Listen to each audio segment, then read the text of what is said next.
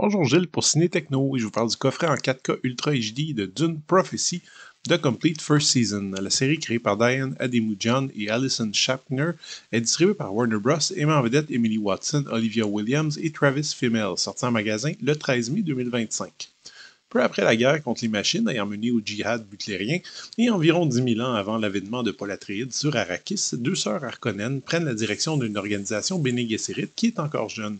Ce regroupement de femmes bien entraînées tente de s'infiltrer à tous les échelons du pouvoir de l'Imperium afin de guider l'humanité vers un avenir radieux, mais l'arrivée d'un mystérieux conseiller à la cour de l'empereur va leur mettre des bâtons dans les roues. Tout bon amateur de science-fiction sait à quel point l'univers de Dune, créé par Frank Herbert, est foisonnant.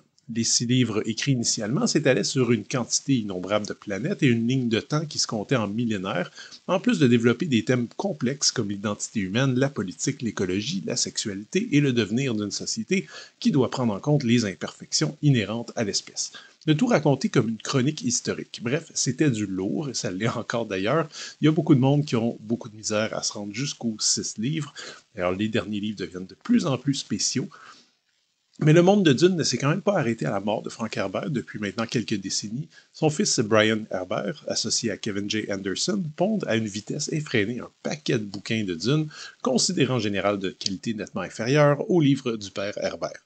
Mais il y a des fans, et de façon plus globale, ceux qui ont aimé les 6 Dune premiers auront été assez curieux quand même pour lire au moins une poignée des nouvelles versions. Personnellement, j'en ai lu quelques-uns de Brian Herbert, mais pas Sisterhood of Dune, qui a servi de base à cette nouvelle série. Il est très clair que cette série n'aurait jamais vu le jour sans le succès populaire et critique des nouvelles adaptations de Dune de Denis Villeneuve, donc il faut le remercier. Les amateurs de science-fiction peuvent maintenant avoir accès à davantage de science-fiction sérieuse et adulte qui sont à des kilomètres de la guerre des étoiles. Maintenant que tout ça s'est dit, que vaut réellement Dune Prophecy? Eh bien, en grand fan depuis ma jeunesse des bouquins de Herbert, je reste un peu mi-figue, mi-raisin. Je vais vous admettre quelque chose, je suis déjà beaucoup plus amateur du style visuel baroque, chargé, étrange et complexe du film de David Lynch, qui me semblait convenir parfaitement à l'univers de Herbert. Disons que je préfère tout ça au style épuré, minimaliste et angulaire de Denis Villeneuve, qui a servi d'inspiration claire au visuel de cette série. Que l'histoire a beau se passer 10 000 ans avant les films de Villeneuve, on est clairement dans le même monde, avec des noms récurrents, Corino, Harkonnen, Atreides, des planètes qu'on connaît déjà, des Fremen qui sont déjà des Fremen, Shai-Hulud suscite un culte déjà bien connu et l'usage de l'épice est implanté partout. Disons que c'est un peu louche à quel point peu de choses ont changé en 10 000 ans, mais passons. Concrètement, le film semble inspiré tout autant du monde de Dune que du ton de Game of Thrones, avec ses personnages qui jouent en coulisses, qui vont de trahison en trahison, ses mystères et ses coups de théâtre, et globalement cette perte de valeur de la vie humaine.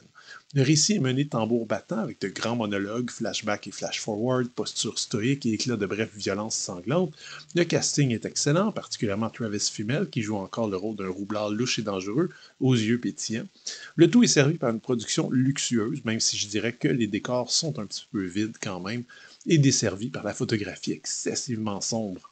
Évidemment, les effets spéciaux sont absolument magnifiques. Je peux pas dire que Dune Prophétie fait honte à Dune, mais il s'agit à mon avis d'un encas un peu creux entre deux propositions artistiques plus conséquentes, disons entre Dune 2 et le prochain Messie de Dune de Denis Villeneuve. Le bon point, c'est que les lecteurs retrouveront plusieurs éléments dans la série qu'on n'a jamais vus dans aucune adaptation, comme les machines pensantes, les images de la guerre contre les machines, le principe d'imprégnation, le taureau de Caladan ou d'autres petites pépites cachées. Mais ultimement, on passe quand même à côté, selon moi, de toute l'essence du travail de Frank Herbert, qui était de susciter des réflexions sur la politique, l'humain, son présent et son avenir.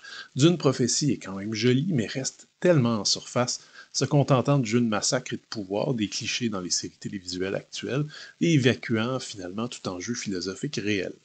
Les 6 épisodes de cette première saison sont présentés en 2.00 panoramique sur 3 disques avec une image en 4K qui est vraiment belle et nette et qui reflète parfaitement le matériel source, particulièrement dans les plans aériens ou spatiaux, qui offrent une multitude de détails pour les yeux.